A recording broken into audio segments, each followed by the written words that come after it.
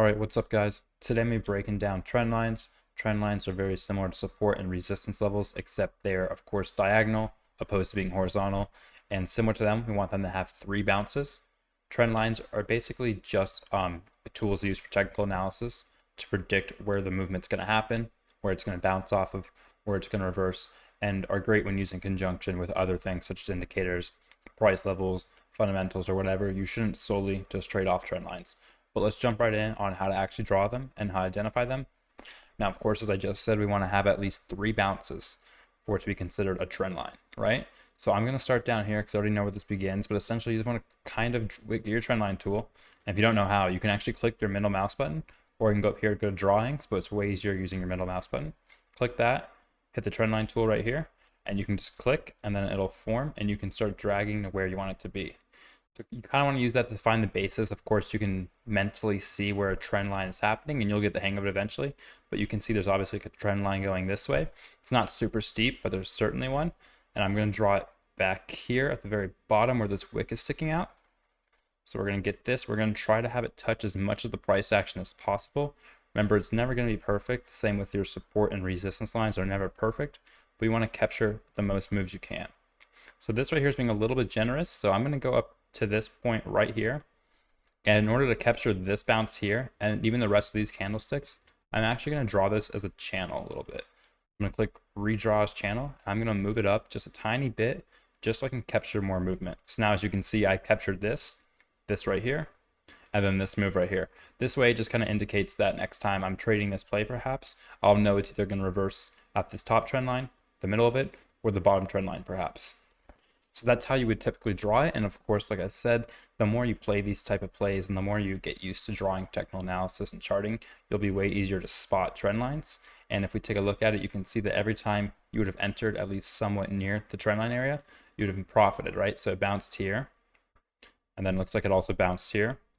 And then we've had several bounces in the last couple trading sessions. Looks like in the last month, it's already bounced off our trend line 4 times actually. So that's very strong.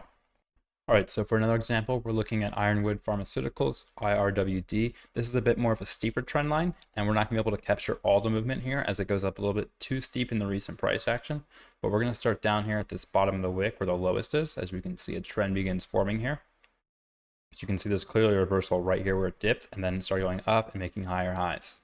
That's what a trend's going to be. There's also declining trend lines, but I'll go over that in a second. But for now, we wanted to plop our trend line right here where we can get at least 3 bounces. I'm going to move it up just a little bit higher just because lately it's been steeping up a little taller. So I'm going to draw our first one there. And then similar to the last one, I'm going to redraw as a channel. Now, you don't have to do this every time for every play, but for most plays, you'll notice that it's very helpful drawing a channel because you can kind of treat it as a loading zone. And you don't want to draw your second channel a little bit too steep. So if we go and see this one, it's probably about 2%. That's perfect. I wouldn't make your channel any steeper than that. But looking at this, we can tell that it bounced here, again here, again here, and the last few times it's been bouncing very sturdily off the top trend line. Now, of course, I could break it any time, and if you were playing a trend line move such as this, you would definitely want to set your stop loss right below this bottom trend line, because if it were to break this bottom trend line, a significant amount, not just a little wick sticking through like this, that's okay, that's common, but if it breaks that bottom trend line enough, that's going to confirm a reversal, right? It's going to end the trend, and you want to sell out, otherwise it's going to go straight down. All right, let's take a look at another one. This is Tech, T-E-C-K, and this one we actually have a descending trend lines, and we're actually able to form a channel out of that. So let's go ahead and go over that right now. So first we're going to want to find the bottom trend line here. As you can see, there's definitely a descending trend line forming. So I think it's going to be drawn right about here where this wick is. Let's try and touch all the movement. Can we get it all? Let's say, yeah, I'm going to bring it up a little bit more. Perhaps we can actually draw it on this one. Let's see. Yeah, that looks way better. It's way stronger. So we definitely have quite a few touches here. As you can see, we got it bouncing twice over here, at least kind of bouncing. And then the last 3 times, it's bounced very sturdily and very strong.